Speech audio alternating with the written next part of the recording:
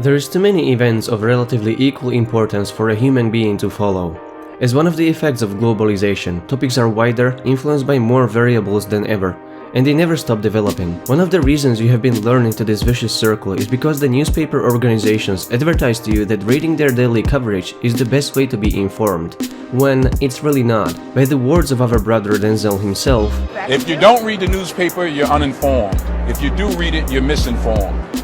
it's mostly newspapers' incapacity to adapt to digital revolution that exploded basically still just a decade ago with the arrival of social media and mobile computing. You shouldn't read daily news and expect to be objectively informed on random topics someone else chose for you. With the current overflow of information and old newspaper format, the best outcome of this are confusion, misinformation, and geographical bias based on one cultural view of issues. So what should you do to be as objectively informed as possible about what's truly important in the world of ones and zeros?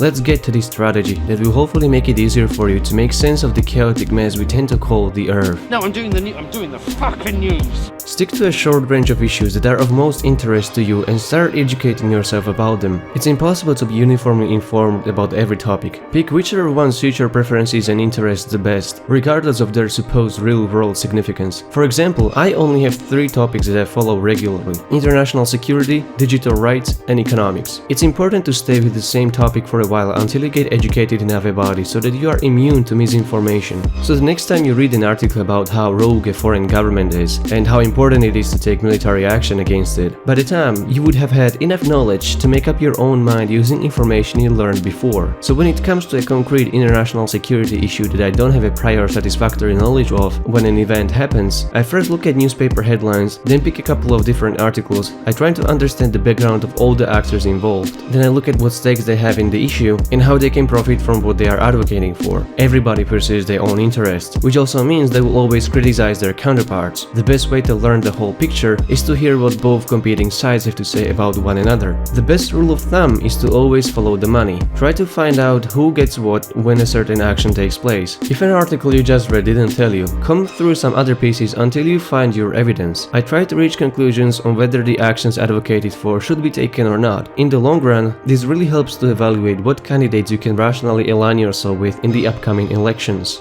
The bigger picture is always more important than daily events that make it into the news. It's more fruitful to dig deeper into the topics by reading independent analyses and reports on the subject, but because newspapers still offer you centuries-old format, you are left to do this on your own. For example, you can read worldwide reports on what insurance systems work best comparing healthcare with other countries in the world. Any article doing this for you would be merely an opinion reflecting the views of the shareholders that just happen to be lobbying for a legislation benefiting them the most. One hint to judge an article is to see if they allow comments and ratings. If they don't, it's most likely because they don't want to be exposed to criticism for a reason they don't want to tell. Another good lead is whether they allow an article to be read without subscription or logged in account. If they don't, it most likely means they want to narrow down their exposure only to their followers and not potential critics from outside of their readers base. You should never take an organization as a trustworthy source for information because but it's run by people with agendas, and agendas change. It always comes down to the authors and editors. Sometimes, even elitist media can have writers producing good articles. The New York Times boasts with the most Pulitzer Prize winners, but that doesn't guarantee the entire organization's integrity. You could make a selection of sources like International Business Times, The Telegraph, The Independent, The Intercept, The LA Times, Business Insider, and The Drudge Report. But really, the best way is to first look at the headlines and then independently search for information using DuckDuckGo. Google can't be trusted with news search by any standards at this point. Using multiple search engines can only partly solve this problem though. A great way to search for different viewpoints is to use Reddit. You can browse Reddit without an account, and you can always find anonymous views from people from all walks of life. There is always a subreddit community devoted to every worldview on the planet, so take advantage of that. Read the comments under articles if the news site allowed them. When an important event emerges, having a digital newspaper subscription doesn't serve the need to get objective coverage. Instead, the best way is to look at the headlines from various sites and see what angle they are trying to cover it from. It's good to pick at least 3 articles on the same event from completely different viewpoints. For example, if you read an analysis of the French election on the New York Times, you shouldn't expect challenging view from the Washington Post. It's great to seek foreign sources that write in English. There is a strong geographical bias in the Western reporting, just like in any geographical area for that matter. Geographical bias generally represents an effect when majority or all sources forming a conclusion are civilizationally fairly homogeneous, which most likely suggests they didn't take enough counterpoints into consideration. No event occurs isolated from the rest of the globalized world, so no objective study should be isolated from other viewpoints. I also don't like listening to politicians speaking. They don't usually say much of a substance, and they usually express their intentions most clearly in text anyway.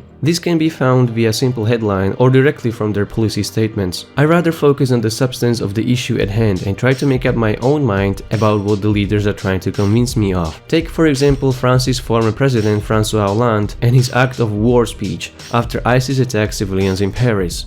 Ce qui s'est produit hier à Paris, c'est un acte de guerre.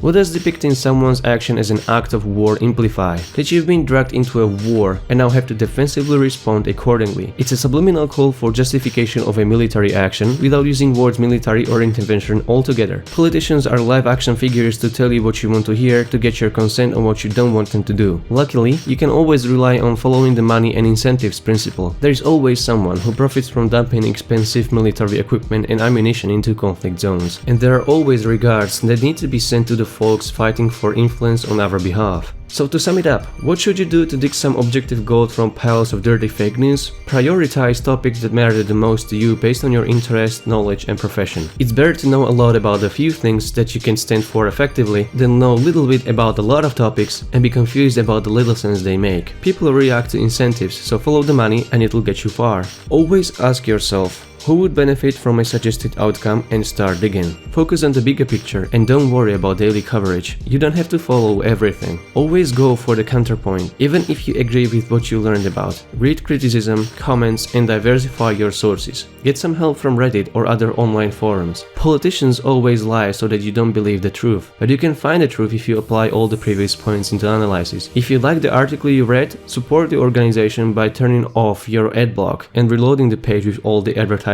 on. You can do the same with me as well. Thank you very much for watching. I hope you enjoyed my another video analysis. Feel free to leave your feedback by clicking the like button and sharing your comments. And also feel free to subscribe for more videos like this in the future. See you next time.